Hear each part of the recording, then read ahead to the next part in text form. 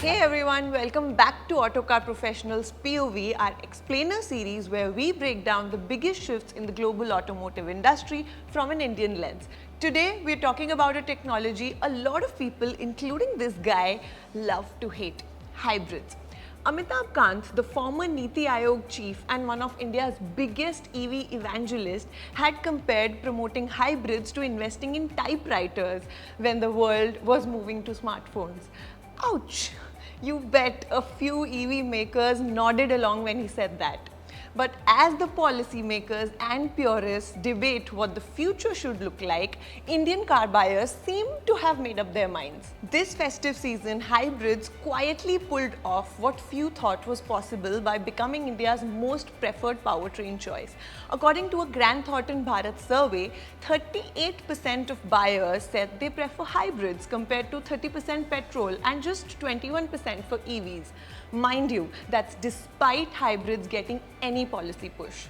No GST benefit, no state policies, no FAME subsidies, no PLI incentives, no PME drive scheme. You get the gist. Strong hybrid volumes jumped from 41,000 units in FY23 to over 1 lakh units in FY25. That's a 150% plus rise in just 2 years with only 5 models. So, what's driving this hybrid craze? It's simple. Indian buyers love value and practicality.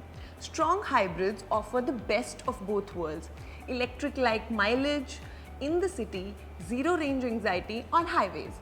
They don't need charging stations, they don't make you wait, and they actually deliver 20 to 28 km per litre in the real world condition. Just a few years ago, major automakers were publicly dismissing hybrids as outdated. Today, they are all rushing to make them. Maruti Suzuki, Hyundai, Mahindra are readying half a dozen new hybrid launches over the next 2 years.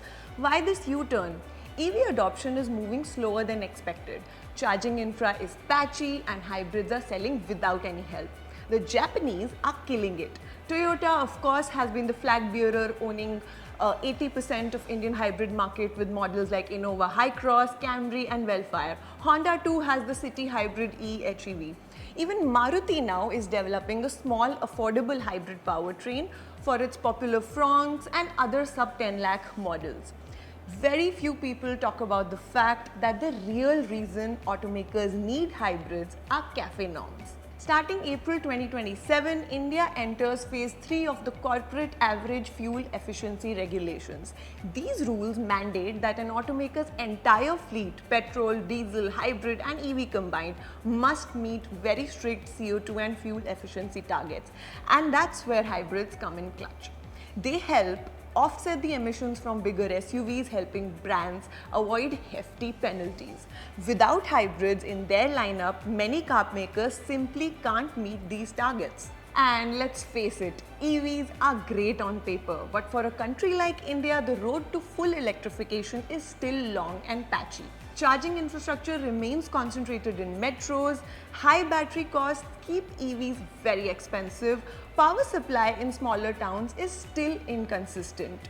And of course, the electric grid still relies heavily on coal, so the zero emissions claim isn't exactly true yet.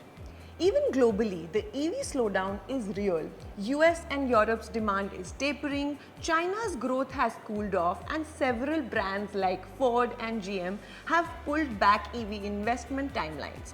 In short, the world is realizing that the road to full electrification runs through a hybrid route. Yet, back home, policy hasn't kept pace with this shift. Hybrids are still taxed like the regular petrol cars at 40%. EVs, meanwhile, enjoy just 5% GST. So, where does India go from here? The ideal future is, of course, electric. But getting there will take time, infrastructure, and affordability. In the meantime, hybrids act as a perfect bridge technology, helping India cut fuel imports, lower emissions, and ease customers into electrification.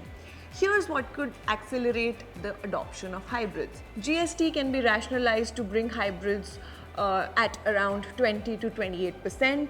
Tax benefits should ideally be linked to fuel efficiency, not just the technology type. And also localization of hybrid components under the Make in India scheme should be encouraged. Think about it. If hybrids can grow this fast without incentives, imagine what they can do with them. So maybe hybrids and the typewriters after all, maybe they're more like the smart flip phones, the perfect bridge between where we are and where we want to be. And in a country as vast and diverse as India, this bridge might just be exactly what we need. And that was our POV. If you found this helpful, hit like, share it around and subscribe for more deep dives into the trends shaping India's auto future.